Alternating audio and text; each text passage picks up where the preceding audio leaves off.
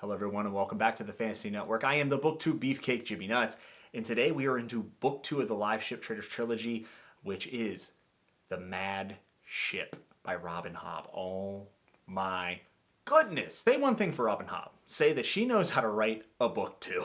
As you know, if you watch my Farsi review, Royal Assassin was my favorite of the trilogy, which a lot of times book 2 tend to be people's least favorite. I think it's one of Robin Hobb's specialties where she's able to avoid that second book slump in that mid-book bridge. I think that she does set up the third book a little bit here, but it stands on its own as a great entry into the Liveship Trader Trilogy, and also just the realm of the Elderlings in general. The Ship of Magic was packed with quality POVs, and the cool thing about the Mad Ship, like most other books that have third-person perspective, we get some new POVs, and they're all really, really good. And the way the Ship of Magic left us off, we need to know what has happened with Kenneth and Wintro and Cot. All these crazy things have happened, right? So what is the fallout? And I like the fact that it picked up right where we left off. We didn't skip anything. And for the new stuff, I think it's chapter 3, we get to go to the Rain Wilds. We get to do it here in this book, folks. And I think this is the most interesting, just after one chapter, I found this to be the most interesting thing in the books so far. We even get some little bit of tidbits about the Elderlings here, but also some new questions, which then gives me more time to craft theories. So the crazy thing is that we're not just continuing what happened in book 1, which book 1 took its time, set the stage, and this is a big story, like a big story. And the fact that it's actually blossoming even further and there's more branches now getting into the Rain Wilds, it's kind of crazy when you look at the scale and the scope of this story, which is why I definitely need to be more careful saying that it has a slower start, because when you look at everything that's been accomplished of setting the stage, that's a lot to do. And one thing I'm immediately picking up on in this trilogy, and it really comes out to light in book 2 with Malta, is the exploration of not just cultural values and what's expected of you, but also just what's expected from a family. And I think this is something that was explored in Farsi as well, but it's really on display here. And how important are family traditions and honor of the family and family duty, as a lot of people say. And I think through Malta's perspective, and it was a little bit through Wintro's in the first book, but Malta really steps up here and becomes the scope of that, where we're peeking in and we're asking those questions for ourselves. And we see it through Malta's POV and what she wants and what she thinks she's important. And she is a kid at this point, but there are expectations on her even as a kid, and she doesn't necessarily agree. And speaking of Wintro, I thought, Wintro got left in a pretty precarious position at the end of book 1, and I was very interested to see where he ends up. And I told you in my last review of Ship of Magic that going into the Mad Ship, Wintro is my favorite character. Wintro meeting Etta and their first conversation, you could read that 10 times. I mean, absolute aces. I mean, absolute chef's kiss.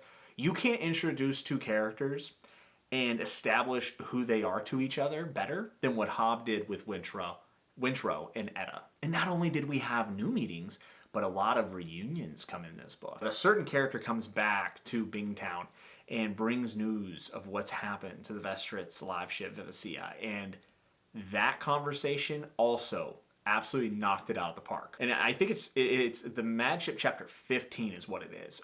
When you read through this, make sure to read it twice, because it is, in my opinion, one of the most perfect examples of a well-paced chapter. This chapter is so good.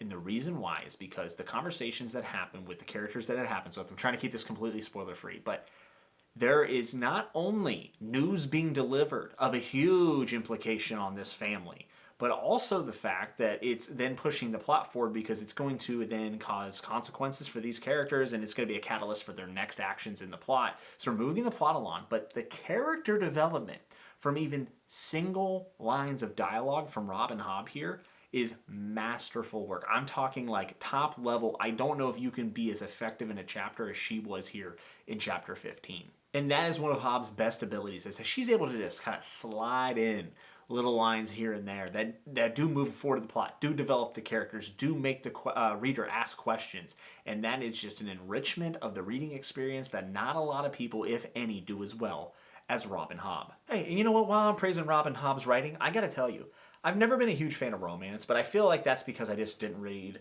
good romances within my books. I mean, I'm not reading romance novels, but like when romance plays a part in a story, I've seen it done really poorly a lot of the times. And I'll spare you examples for now.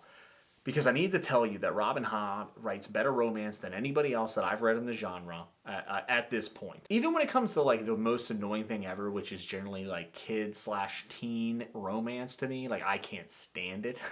And that's just because I'm not a teen anymore, right? Whenever I was a teenager, I thought the end of the world was coming with my relationship ending, right? And everyone did.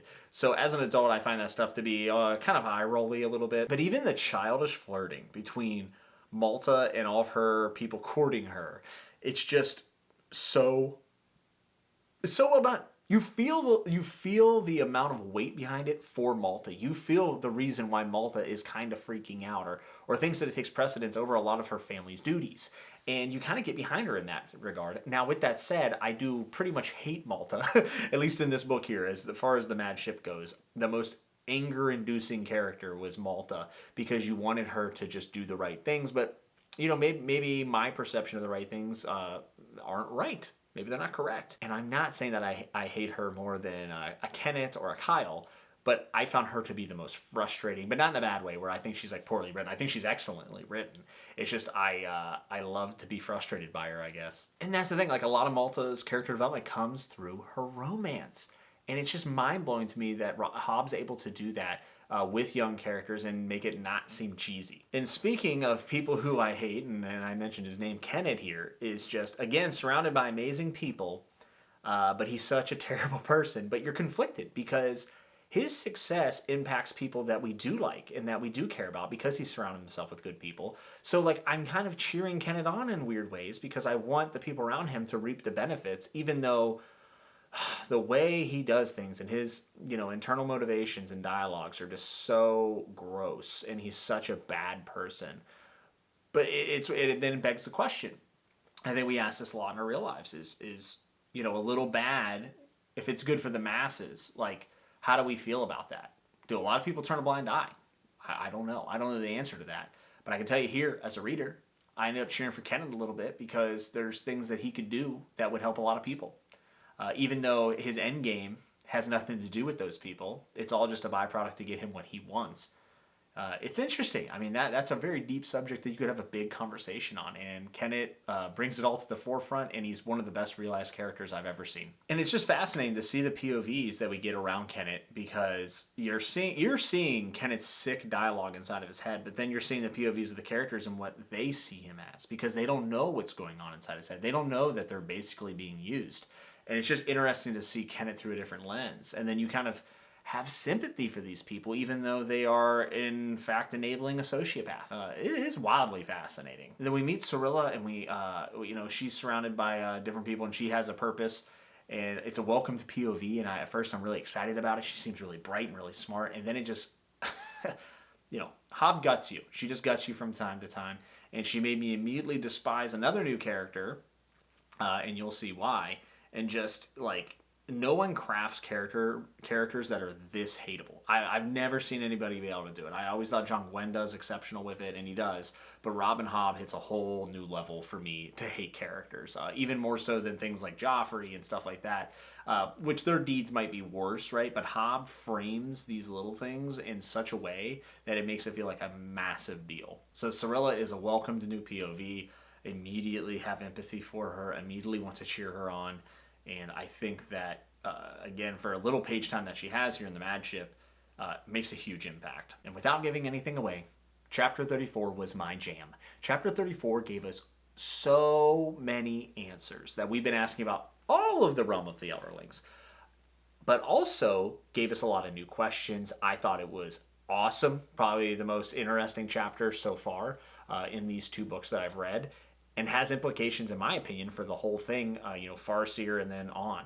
So the realm of the Elderlings is impacted in Chapter 34, and when you read it, I think you're going to like it. And then when we come to the end of the Mad Ship, I mean, it feels flawlessly executed. Hobb makes it almost too easy. I wouldn't have minded maybe seeing like a little bit more of a twist, but like I don't even know what that twist would have been. And that's the thing about Robin Hobb, is even when magic's involved or anything that's like, fantastical, she still makes it feel like it makes sense.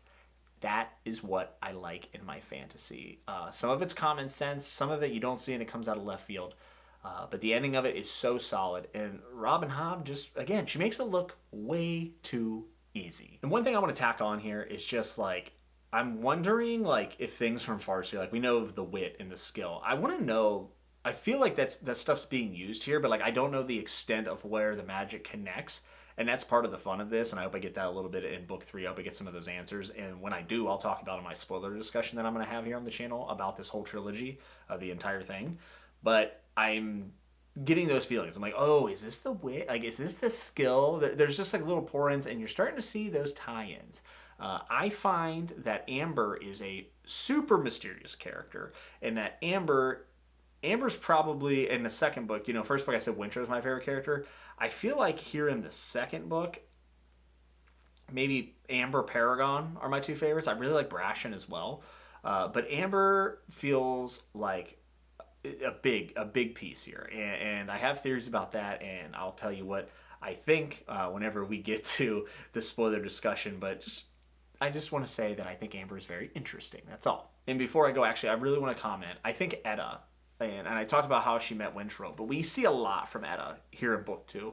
And you know what? I'm gonna say my favorite characters are Amber and Etta, actually. I think Paragon's really good. I think Brashen's really good. But Amber and Etta, because Amber is obviously really mysterious, but Etta could have been just the damsel in distress, right? And Hobb could have made her a great character even with just that. But she adds more nuances. You know, she's not just a damsel in distress. She's not just a prostitute or whatever. I mean, she can bang. Like, she can, well, you know what I mean. She can fight is what I'm trying to say. And I think there's also a lot of other things about her past that seem interesting at the very least. And then her relationship with Kenneth and Wintrow kind of blows me away. So Etta might be the best realized character for me in the second book, and I forgot to mention that a little bit earlier, and I had to do that before I went. But that is it. The Mad Ship is an excellent book too. Robin Hobb knows how to write a sequel to an amazing book 1, and we're on to Ship of Destiny. We're almost done with the Liveship Traders Trilogy. How amazing is that? Again, when I'm done with all this, I am going to do a spoiler discussion here on the channel, live stream. It's going to be a lot of fun. So if you have read it and you want to talk about it, that live stream is going to be excellent. I'll have more information about when those dates are in a later period. Keep your eyes open on my Twitter and my community tab. If you like this video, hit like, and if you want to see more Realm of the Elderlings content and my thoughts, make sure to hit subscribe and turn on the bell for notifications. You can check out the community tab for all my announcements, and I just want to thank you so much for spending your time with me here and listening to me rant, so thank you so much. And until next time I see you, I hope you're good, I hope you're safe, and remember to always keep turning the page.